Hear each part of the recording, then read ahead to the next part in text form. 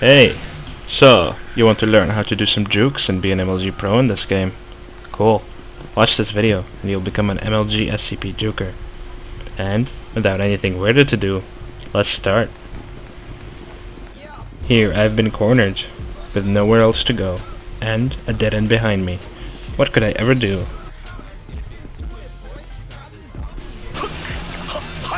Well, what the hell happened here? Let's rewatch. So, first of all, I wait for the blink to happen before I move. Then, I hop on this ledge and, while trying to face the SCPs, run backwards. And see, had I not used that ledge there, I probably would have died. And by the way, look at what I was able to get away with by just standing still on a ledge. So, as you can see, ledges are very important. Use them, always. Anyway, here's what happened after I juked the 173s. Watch this closely, because this is the most important thing you'll learn about juking. It doesn't always work. The point of juking is to buy yourself more time and to keep yourself alive. It does not guarantee that you will survive the encounter, but that you are rather prolonging it. Anyway, watch this video. 173 can't do anything to me because I'm just circling him by using the ledges and keeping him busy while my friend is trying to find any loot in his containment room. And by the way, look at this bar. No, not this. This isn't important. I'm talking about this bar. This is the important bar. Because if this bar goes empty, it'll be very hard for you to juke anything.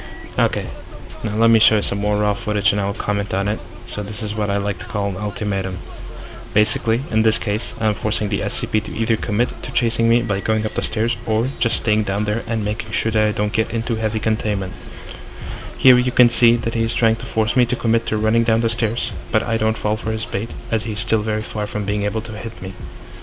I throw a flashbang, and after seeing that he's been blinded, I run away into heavy containment and inject adrenaline in order to create enough distance between me and him.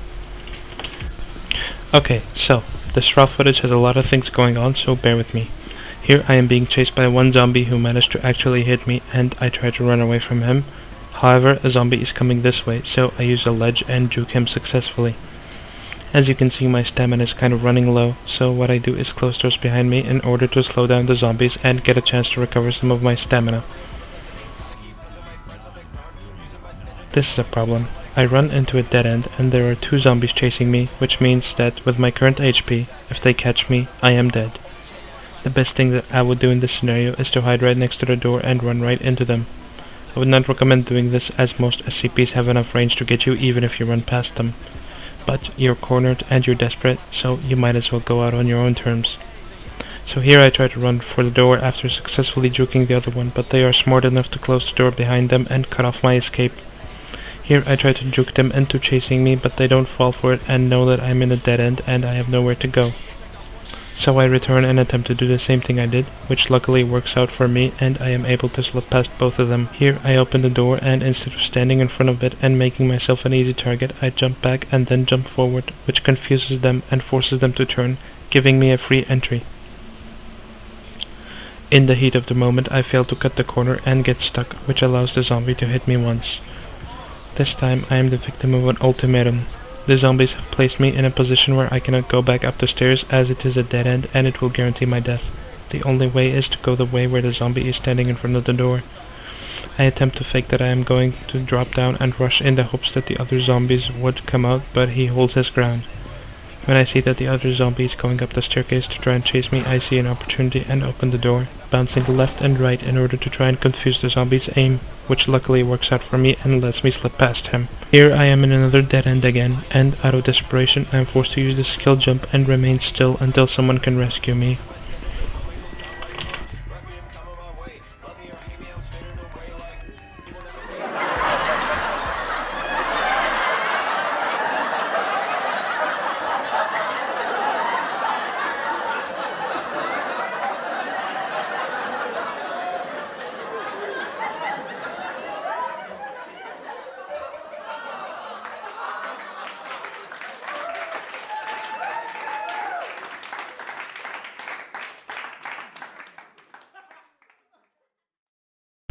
Anyway, back to this video. We will be analyzing some more footage. So here I encounter 173 and I keep eye contact. However, since there's a zombie, I am forced to use my stamina. At first I decide to try and kill him with my weapon, but another zombie comes from behind and hits me, which slightly makes me panic, and I decide that juking would be the most optimal way to prolong this encounter. My main goal is to force 173 to commit to chasing me so that I could open the door and slip past him. Now that I see that I am in a dead end, I inject adrenaline because I know that I could try and juke 173 in a T-hallway. I managed to force him to commit and luckily get the door open and run out. Here I close the door a little too late and the zombie punishes me by damaging me twice, which puts me at low HP. I can hear 049 coming in the distance, which is not good news for me, and I try to conserve my stamina as I have created some distance. Once again I run into a dead end and attempt to employ the same rush tactic. However, it does not work this time because I was impatient with the time it took to open the door, which gave the SCPs enough time to see my exact position and react accordingly. So, here I'm a facility guard and I managed to get away from 096 from heavy containment. And I know that 173 along with 939 right here are in light containment and 096 is probably coming from heavy.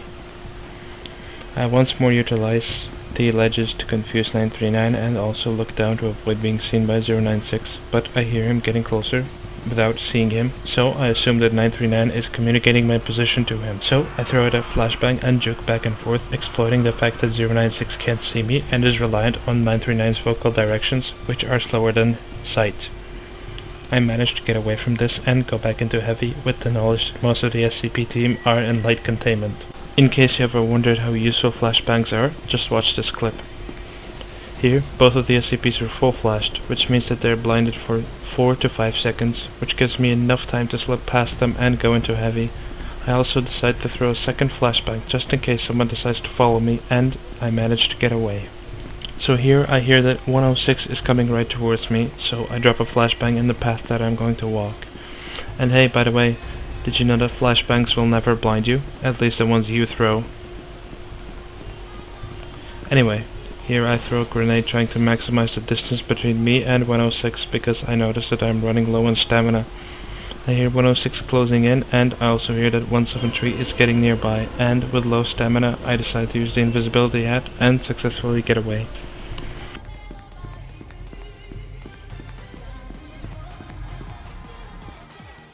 Anyway, this is the end of the video. I hope that you have learned something, and I thank you for being patient enough to listen to my monotone voice for nearly 8 minutes straight. If you like my content, consider subscribing in order to be notified of my uploads, and you can share the video with your friends so that they can also learn what you have learned today. Anyway, I want to thank you for watching, and I hope that you have a nice day.